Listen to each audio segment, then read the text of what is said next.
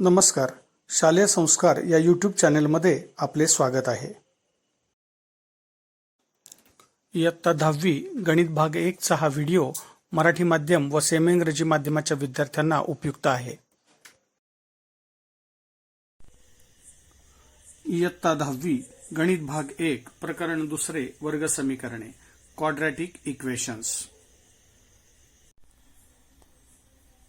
वर्ग समीकरणांच्या मुळांचे स्वरूप म्हणजेच nature of roots of a quadratic equation हा घटक आपण अभ्यासणार आहोत. आपल्याला माहिती की ax वर्ग अधिक bx अधिक c बरोबर 0, a नॉट इक्वल टू 0 आणि abc या वास्तव संख्या आहेत, म्हणजेच abc या r या संचाचे घटक आहेत. तर हे वर्ग समीकरणाचं सामान्य रूप आहे, म्हणजे स्टँडर्ड फॉर्म किंवा जनरल फॉर्म आहे. या वर्ग समीकरणाची मुळे आपल्याला माहिती आहेत की सूत्र पद्धतीने कशी काढतात, कारण याचा सराव आपण मागच्या उदाहरण संग्रहामध्ये केलेला आहे. म्हणजेच x बरोबर -b प्लस और मायनस वर्गमूळ चिन्हात b वर्ग वजा 4ac छेद 2a या सूत्राने आपण दिलेल्या वर्ग समीकरणाची मुळे काढतो. याचा सराव आपण पूर्वीच केलेला आहे. दिलेल्या वर्ग समीकरणाची मुळे प्रत्यक्ष न काढता, म्हणजेच ते वर्ग समीकरण न सोडवता आपल्याला वर्ग समीकरणांच्या मुळांचं स्वरूप ठरवता येतं. मग ते ठरवण्यासाठी या सूत्रातील b वर्ग वजा 4ac ची किंमत प्रथम आपल्याला काढावी लागते. या b वर्ग वजा 4ac च्या किमतीवरून आपण दिलेल्या वर्ग समीकरणाच्या मुळांचं स्वरूप ठरवू शकतो. म्हणजेच b वर्ग वजा 4ac ची जी किंमत असते यालाच वर्ग समीकरणाचा विवेचक म्हणजेच डिस्क्रिमिनंट म्हणतात. म्हणजेच डेल्टा त्रिकोणाचं जे चिन्ह आहे याला डेल्टा असा उच्चार आपण करायचा आहे. मग डेल्टा म्हणजेच b वर्ग वजा 4ac. मग या डेल्टाची जी किंमत आहे ही प्रथम आपल्याला काढावी लागते. म्हणजेच b वर्ग वजा 4ac ची किंमत आपल्याला काढावी लागते आणि ही किंमत काढण्यासाठी दिलेल्या वर्ग समीकरणाला आपण सामान्य रूपात प्रथम मांडायचं. त्यावरून एबीसीच्या किमती काढून घ्यायच्या आणि त्या एबीसीच्या किमती या सूत्रामध्ये ठेवायच्या आहेत. म्हणजेच डेल्टा बरोबर b वर्ग वजा 4ac मध्ये जर एबीसीच्या किमती ठेवून आपण ही डेल्टाची जर किंमत काढली तर या किमतीवरून आपल्याला त्या वर्ग समीकरणाच्या मुळांचं स्वरूप ठरवता येतं. मग ते ठरवण्यासाठी आपल्याला पुढील 3 अटी जरा नीट अभ्यासल्या पाहिजेत, तर आपल्याला मुळांचं स्वरूप ठरवता येईल. मग पहिली अट यातली आहे की जर डेल्टाची किंमत म्हणजेच b वर्ग वजा 4ac ची किंमत जर 0 आली तर दिलेल्या वर्ग समीकरणाची मुळे ही वास्तव संख्या असतात आणि ती समान असतात. म्हणजेच मुळे ही वास्तव व समान असतात. जर डेल्टाची किंमत म्हणजेच b वर्ग वजा 4ac ची किंमत जर 0 पेक्षा मोठी आली म्हणजेच धन संख्या आली तर वर्ग समीकरणाची मुळे ही वास्तव व असमान असतात. आणि जर डेल्टाची किंमत 0 पेक्षा लहान आली म्हणजेच ती ऋण आली तर वर्ग समीकरणाची मुळे वास्तव संख्या नसतात. म्हणजेच दिलेल्या वर्ग समीकरणाची मुळे वास्तव नाहीत असं आपल्याला म्हणता येईल. तेव्हा या ज्या 3 अटी आहेत या 3 अटी आपल्याला लक्षात ठेवाव्या लागतील, तर आपल्याला कोणत्याही वर्ग समीकरणाच्या मुळांचं स्वरूप ठरवता येईल. म्हणजे जर डेल्टा 0 आला तर मुळे वास्तव आणि समान असतात. डेल्टा धन आला म्हणजे 0 पेक्षा मोठा आला तर वर्ग समीकरणाची मुळे वास्तव आणि असमान असतात. आणि डेल्टा जर ऋण आला म्हणजे 0 पेक्षा कमी आला तर वर्ग समीकरणाची मुळे वास्तव संख्या नसतात. आता हाच भाग आपण सेमी इंग्रजीच्या विद्यार्थ्यांसाठी इंग्रजीतून पाहूया. Nature of roots of quadratic equations. We know that ax square plus bx plus c is equal to 0, a not equal to 0, and abc belongs to R. R means the set of real numbers. Now here ax square plus bx plus c is equal to 0 is a general form or standard form of quadratic equation. And the roots of this quadratic equation are x is equal to minus b plus or minus square root of b square minus 4ac upon 2a. We have already solved the quadratic equations by the formula method. So this is the formula of quadratic equations to find the roots of the equation. So here these are the roots of the quadratic equation. Now we have to determine the nature of the roots of the equation. To find the nature of the roots of the quadratic equation, there is no need to solve the quadratic equation. Means without solving the quadratic equation, we can determine the nature of the roots of the quadratic equation. So the nature of the roots of the quadratic equation is determined by the value of b square minus 4ac. And here b square minus 4ac is called the discriminant of a quadratic equation, and it is denoted by the symbol triangle, but the pronunciation of this symbol is delta. So with the help of value of this delta, we can determine the nature of the roots of the quadratic equation. So here delta is also known as discriminant. So delta is a Greek letter here. Now delta is equal to b square minus 4ac. This is called as discriminant of the quadratic equation. Now the nature of the roots of a quadratic equation is determined by the value of this delta, means from the value of b square minus 4ac. Now here there are three conditions to determine the nature of the roots of the quadratic equation. The three conditions are as follows. Now first condition is, if delta is equal to 0, then the roots of a quadratic equation are real and equal. If delta is positive, means greater than 0, then the roots of a quadratic equation are real and unequal. And if delta is negative, means less than 0, then the roots of a quadratic equation are not real numbers, means the given quadratic equation do not have a roots, means roots are not real here. So in this way, these are the three conditions. We have to remember all these three conditions, then we can easily find the nature of the roots of the quadratic equation. So again we learn these three conditions. If delta is 0, the roots of the quadratic equation are real and equal. If delta is positive, means greater than 0, the roots are real and unequal. And if delta is negative, means less than 0, then the roots of the quadratic equation are not real numbers. आता आपण विवेचकाच्या किमतींवरून मुळांचं स्वरूप कसं ठरवतात त्याची काही उदाहरणे पाहूया. पुस्तकातील ही पान नंबर 44 वरची कृती आपण सोडवूया. इथे विवेचकाची किंमत म्हणजेच डेल्टाची किंमत दिलेली आहे 50. म्हणजेच 50 ही किंमत 0 पेक्षा मोठी आहे, म्हणजेच ती धन आहे, म्हणजेच डेल्टा हा 0 पेक्षा मोठा आहे. म्हणजेच इथे मुळांचं स्वरूप आपल्याला सांगता येईल की वास्तव व असमान असणार आहे. इथे दुसऱ्या गणितात डेल्टाची किंमत वजा 30 आहे, म्हणजेच ऋण आलेली आहे, म्हणजेच डेल्टा हा 0 पेक्षा लहान आहे. अशा वेळी त्या वर्ग समीकरणाच्या मुळांचं स्वरूप म्हणजेच त्या वास्तव संख्या नाहीत असं येईल. कारण आपण 3 अटी पाहिलेले आहेत की जर डेल्टा धन असेल तर मुळे वास्तव आणि असमान असतात, डेल्टा जर ऋण असेल तर मुळे वास्तव संख्या नसतात, आणि तिसऱ्या उदाहरणात डेल्टा दिलेला आहे 0, म्हणजेच डेल्टाची किंमत 0 आहे, तर दिलेल्या वर्ग समीकरणाची मुळे या वास्तव व समान असतात.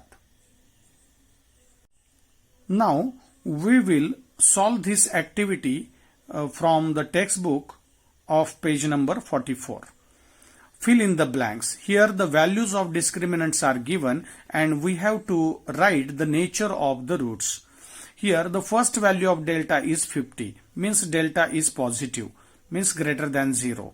So here roots of the quadratic equation are real and unequal. In the second example, the value of delta is, means value of discriminant is minus 30. So minus 30 means it is less than 0, means it is negative. So whenever the delta is negative, the roots of the quadratic equation are not real numbers, means the roots are not real here. And in the third example, the delta is 0, means the roots of the quadratic equation are real and equal, because we have learned the three conditions about the nature of the roots of the quadratic equation. If delta is positive, the roots are real and unequal. If delta is negative, roots are not real, and if delta is 0, the roots are real and equal.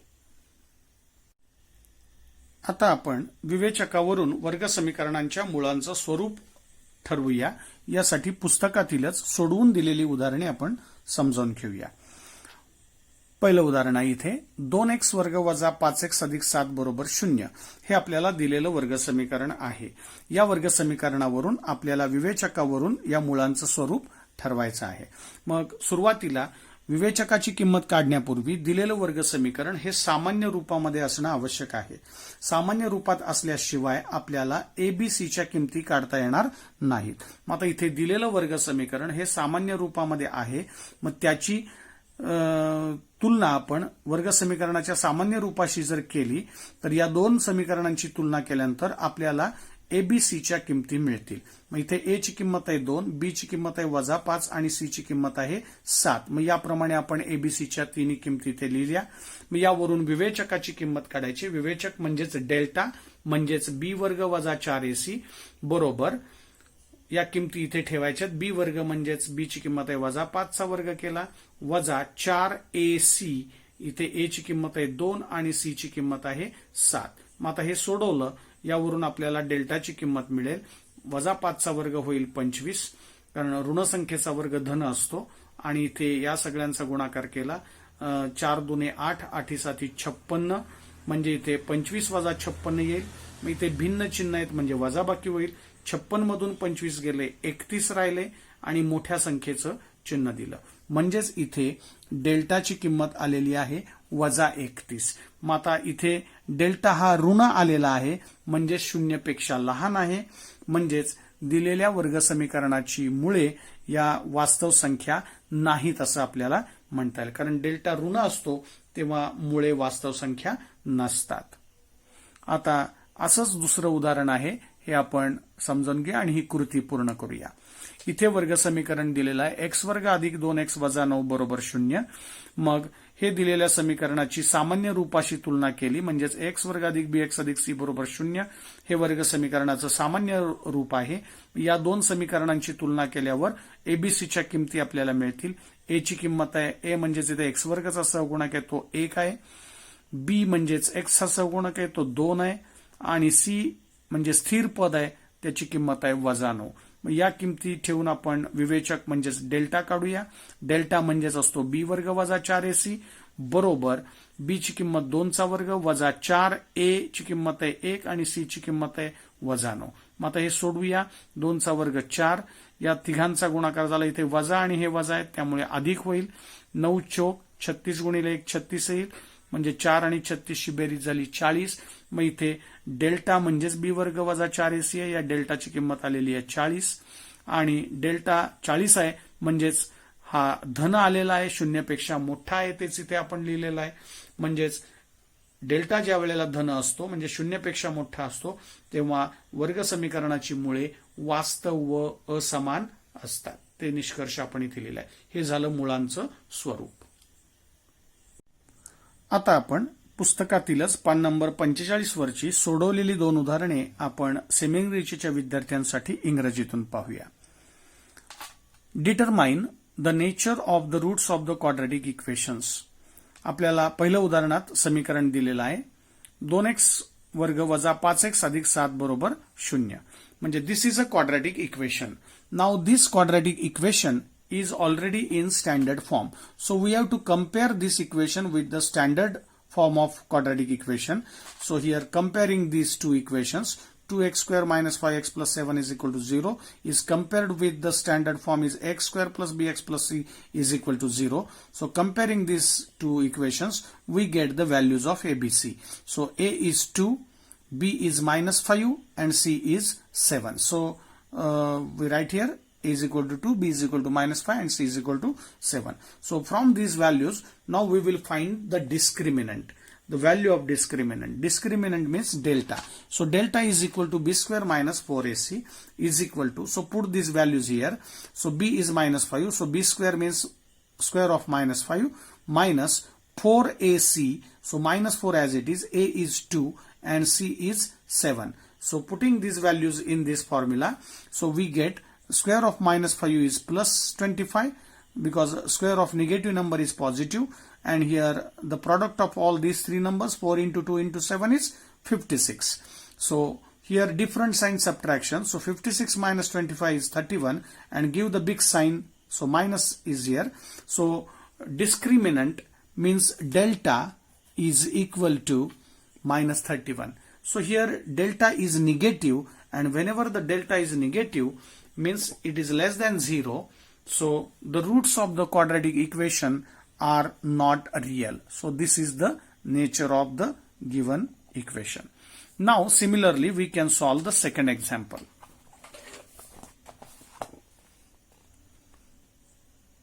Now in this example the quadratic equation is x square plus 2x minus 9 is equal to 0. Now we have to complete this activity here. Now this equation is already in standard form, so compare this equation with standard form of quadratic equation. So comparing these two equations we get the values of ABC. A is 1, A means the coefficient of x square which is 1 here, coefficient of x means B, so B is 2, and constant term means C is minus 9. So we get the values 1, 2 and minus 9 as the values of ABC respectively. Now here put these values here in the formula of discriminant. So discriminant means delta is equal to B square minus 4AC is equal to, put these values, 2 square minus 4AC, A is 1 and C is minus 9. So solve this equation here. So delta is equal to square of 2 is 4 and product of all these three numbers, 4 minus 4 into 1 into minus 9.